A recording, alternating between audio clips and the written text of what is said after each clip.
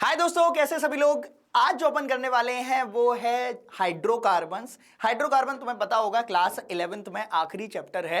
But ये जो है यहां पे थोड़ी सी आपको जीओसी मिलेगी, जनरल ऑर्गेनिक केमिस्ट्री मिलेगा। एल्कीन, एल्काइन, एल्केन, ये सब अपन इस चैप्टर में पढ़ते हैं और कुछ कुछ नेम रिएक्शंस भी है ना। तो फटाफट से आ जाइएगा विद इन 15 मिनट। ये मैं तुम्हारा प्यारे तरीके से कराता हूं, एनिमेटेड फॉर्म में मैं तुम्हारे लिए देख रहे हो बहुत सारी स्लाइड लेके आया हूं, तो वही सब अपन करने वाले हैं। क्लियर है? चलिए शुरू करें बिना किसी देरी के। आप लोग प्लीज वीडियो लाइक करिएगा, चैनल पे नए हैं, सेशन पे नए हैं तो प्लीज डू सब्सक्राइब और इस वीडियो को अपने दोस्तों के साथ साझा करिएगा, शेयर करिएगा। चलो भाई, सबसे पहले अपन बात करते हैं कि क्या क्या है इसमें। तो of course alkane, alkene, alkyne, इनके जनरल फॉर्मूला आपको पता ही होंगे, नीट में हो, अब तुम नीट की प्रिपरेशन कर रहे हो तो alkane CnH2n+2, alkene CnH2n, alkyne CnH2n-2। Clear है? एरोमेटिक हाइड्रोकार्बन के तो अलग अलग रहते हैं, ठीक है। जनरली जैसे बेंजीन है तो ये C6H6 हो गया, तो ऐसे आपको ध्यान रखना है। Cyclic, planar compound exhibiting speciality. Clear है? बढ़िया। अनसैचुरेटेड कौन से होते हैं? एल्कीन और एल्काइन। नेक्स्ट अगर मैं बात करूंगा की प्रिपरेशन मेथड्स कौन कौन से, तो जो मैंने आपको दो नेम रिएक्शन बताई थी वो यहां पे आपको पढ़नी है। जैसे एक है वुड्स रिएक्शन, क्लास 12th में चैप्टर है हेलो एल्केन्स हेलो रिंग्स, वो भी अपन वहां से भी इसको भर भर के पढ़ते हैं। तो इसमें होता क्या है, sodium in the presence of dry ether, यहां पे जो आपके कार्बन एटम है वो डबल हो जाते हैं। क्लियर है? कार्बन एटम आपके डबल हो जाते हैं। डी कार्बोक्सिलेशन जो होता है, यहां से आपकी CO2 बाहर निकलती है। क्लियर है? यहां से आपकी CO2 बाहर निकलती है। सबसे इंपॉर्टेंट है कि सोडा लाइम आपको 3:1 रेशियो में लेना होता है। NaOH प्लस CuA जो है वो आपका सोडा लाइम होता है, वी टेक इन 3:1 रेशियो। तो यहां पे results in an alkane which is one less carbon, है ना, स्टेप डाउन रिएक्शन जिसको बोलते हैं। इसमें एक कार्बन आपका कम हो जाता है। वो कहां गया कार्बन? CO2 की फॉर्म में उड़ गया हवा में। ठीक है, इतनी CO2 हम लोग दे रहे हैं ना, तुम लोग धरती के बोझ, तो ये भी थोड़ा सा एक कार्बन निकल गया। क्लियर है? चलिए आगे बढ़ते हैं। अगर मैं यहां पे free radical mechanism, free radical halogenation के बारे में बात करता हूं तो वो कैसे रहता है। सबसे पहले इनिशिएशन होता है होमोलिटिक क्लीवेज। होमोलिटिक क्लीवेज क्या है? जैसे फॉर एन एग्जांपल ऐसा है तो इसका इलेक्ट्रॉन इधर, इसका इलेक्ट्रॉन इधर। प्रोपोगेशन के बारे में बात करेंगे तो यहां पे तुम्हारा जो है वो डायरेक्टली एक रेडिकल बनेगा, जो मैंने यहां बताया रेडिकल होगा। उसके बाद टर्मिनेट हो जाता है, जितना भी आपको बढ़ाना है उसके बाद आप उसको टर्मिनेट कर दोगे with a stable molecule. Clear है? आप चाहो तो इसका स्क्रीनशॉट ले सकते हो फटाफट से, है ना। डन है? चलिए बढ़िया, आगे बढ़ते हैं। नेक्स्ट अगर मैं बात करूंगा आइसोमेरिज्म और स्टेबिलिटी में, तो ज्योमेट्रिकल आइसोमर होते हैं सिस ट्रांस, सबको पता है। सेम साइड, अगर सेम साइड होंगे तो सिस रहेंगे, अगर ऑपोजिट साइड रहेंगे, ये भी तुम्हारा दूसरा होगा, इसका कलर मैं चेंज कर देता हूं, तो ये आपका ट्रांस रहने वाला है। क्लियर है? बस एक सेकंड देना भाई, बहुत गर्मी हो गई है। ठीक है, बढ़िया, ये चीज है। अब इसमें कुछ स्टेबिलिटी के रूल होते हैं, वो आपको ध्यान रखना है। हमेशा जो स्टेबिलिटी है वो अपन हाइपर कॉन्जुगेशन से अगर देखेंगे तो हाइपर कॉन्जुगेशन की स्टेबिलिटी अल्फा H से देखी जाती है। समझ में आ गया? ठीक है, कि अगर मेरे पास कहीं पे हाइपर कॉन्जुगेशन हो रहा है तो हाइपर कॉन्जुगेशन कितना होगा, एक्सटेंट ऑफ हाइपर कॉन्जुगेशन आप अल्फा हाइड्रोजन से निकालोगे। जितने ज्यादा अल्फा हाइड्रोजन होंगे, अल्फा हाइड्रोजन जितने ज्यादा होंगे वो उतना डायरेक्टली प्रोपोर्शनल होगा हाइपर कॉन्जुगेशन के, है ना। हाइपर कॉन्जुगेशन के डायरेक्टली प्रोपोर्शनल होगा और डायरेक्टली प्रोपोर्शनल होगा यही आपका स्टेबिलिटी।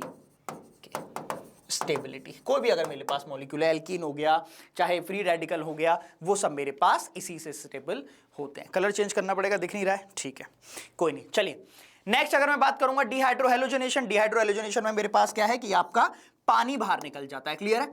डायरेक्टली आपका पानी बाहर निकलेगा। अब जब आप पानी बाहर निकालोगे तो ये ऐसा कुछ अपना एल्कीन बन जाएगी। नेक्स्ट अपने पास है डिहाइड्रेशन। ठीक है, ये है डिहाइड्रोहेलोजनेशन। डिहाइड्रोहेलोजनेशन में निकलता है आपका HBr, डिहाइड्रेशन में आपका निकलता है H2O, जो कि मैं उसका बता रहा था, यहां आपको लिखना है H2O। तो यहां से होगा HBr और इधर से आ जाएगा आपका H2O, कॉन्सेंट्रेटेड H2SO4, कार्बोकैटायन बना। और आपका सबसे इंपॉर्टेंट है कि यहां पे कार्बोकैटायन आपका इंटरमीडिएट होता है और स्टेबिलिटी फिर आप कार्बोकैटायन की यहीं से चेक करते हो। क्लियर है? यहां से अपन इसकी स्टेबिलिटी चेक करेंगे। नेक्स्ट अगर मैं बात करता हूं एल्कीन की कौन कौन सी रिएक्शन है, मार्कोनिकॉफ और एंटी मार्कोनिकॉफ, जिसको खराश इफेक्ट भी बोलते हैं। ठीक है, तो एंटी मार्कोनिकॉफ क्या है कि negative reagent will go to that carbon atom which contains more number of hydrogen. यहां जो जनरली प्रोडक्ट बनता है वो आपका टर्मिनल प्रोडक्ट बनेगा। यहां टर्मिनल प्रोडक्ट बनेगा, यहां जो आपका प्रोडक्ट बनता है वो टर्मिनल नहीं बनेगा, वो आपका लेस जहां मेरे पास हाइड्रोजन होंगे वहां प्रोडक्ट बनेगा। क्लियर, डन है। चलिए आगे बढ़ते हैं। अब इसी में सबसे इंपॉर्टेंट ऑक्सीडेशन, वो भी ओजोनोलिसिस में। ओजोनोलिसिस में मैंने आपको कैसे बताया हुआ है, ओलो ओलो है ना, ओलो ओलो और निकल लो। अगर मेरे पास कोई भी एल्कीन है तो मैं क्या करूंगा, देखो ये टूटा हुआ है, एक एल्कीन ये रही, एक एल्कीन, इसको मैंने तोड़ा, इसको एक ऑक्सीजन दिया और इसको ऑक्सीजन दिया और इन दोनों को अलग कर दिया कि भैया तू ऑक्सीजन ले, तू ऑक्सीजन ले और दोनों अलग हो जाओ, बन जाएगा ये।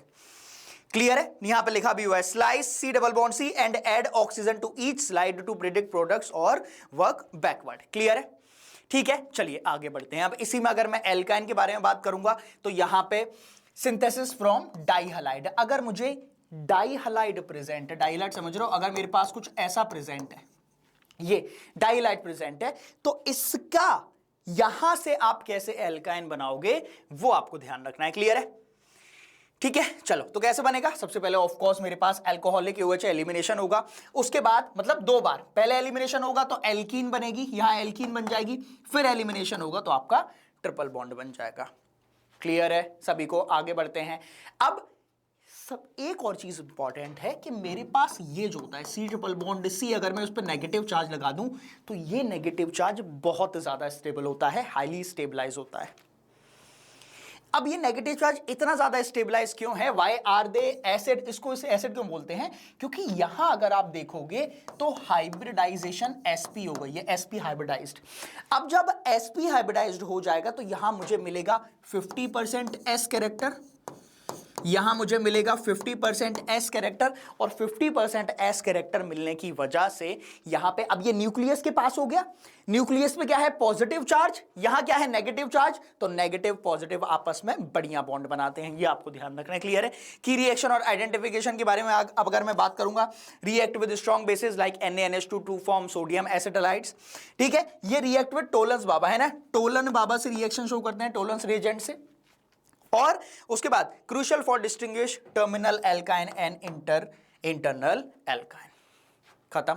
प्लीज टेक द स्क्रीनशॉट फटाफट से, ये बहुत इंपॉर्टेंट है, बहुत लोग उसमें कंफ्यूज हो जाते हैं। ठीक है ठीक है ठीक है, डन है। चलिए आगे बढ़ते हैं। अगर मैं एरोमेटिक, सबको पता है एरोमेटिक 4n+2 साइक्लिक होना चाहिए, इसके रूल्स है 4n+2 रूल। ठीक है, प्लेनर होना चाहिए, कंप्लीटली पाई डीलोकलाइज्ड होना चाहिए, और जो इलेक्ट्रॉन्स है उसमें 4n+2 पाई इलेक्ट्रॉन फॉलो होना चाहिए। एन जो है वो नंबर रहेगा 0 1 2 3 4, जो भी आपको लेना है वो आप ले सकते हो। क्लियर है। अब इसमें अलग अलग पार्ट होते हैं, एक होता है एरोमेटिक जो 4n+2 पाई इलेक्ट्रॉन फॉलो करता है, एक होता है एंटी एरोमेटिक जो सारे रूल फॉलो करेगा, सिर्फ 4n+2 पाई इलेक्ट्रॉन्स नहीं होंगे, हकल बाबा को फॉलो नहीं करेगा, और एक होता है नॉन एरोमेटिक। नॉन एरोमेटिक जो है वो आपका नॉन प्लेनर हो जाएगा। तो बेसिक कंडीशन तो यही है कि एटलीस्ट प्लेनर तो हो, तो ये चीज आपको ध्यान रखनी है। अब आ जाते हैं फटाफट इलेक्ट्रोफिलिक सब्स्टिट्यूशन रिएक्शन पे। तो जनरली जो है मेरे पास बेंजीन ESR शो करती है, इलेक्ट्रोफिलिक सब्स्टिट्यूशन रिएक्शन, बहुत प्यारे तरीके से यहां पे लिखा हुआ है। फॉर्मेशन ऑफ रेजोनेंस स्टेबलाइज, तो स्टेबल होने की वजह से यहां पे ऑर्थो और पैरा प्रोडक्ट बनता है, पता होगा, ये थोड़ा GOC का पार्ट है, लिखा भी हुआ है। Sigma complex is non aromatic and sp3 hybridised at the side of the attack. Clear है, क्लियर, ठीक है। अब ये इसको पढ़ चुके हैं, लेकिन बस मैं आपको दिखा देता हूं। Alkylation, addition of alkyl group, सिर्फ और सिर्फ अगर मुझे एल्काइल ग्रुप बोलना है तो एल्काइलेशन। फ्रीडल क्राफ्ट असाइलेशन में हो जाता है C डबल बॉन्ड OCH3, ये रहेगा मेरे पास इधर। अब इसमें भी अगर आप देखोगे तो एक चीज और इंपॉर्टेंट होती है, फ्रीडल क्राफ्ट हमेशा एनहाइड्रस AlCl3 की प्रेजेंस में होगा, एनहाइड्रस AlCl3। क्लियर, ठीक है, बस इतना आपको ध्यान रखना है। कुछ मैं आपको ट्रिक्स और बता देता हूं।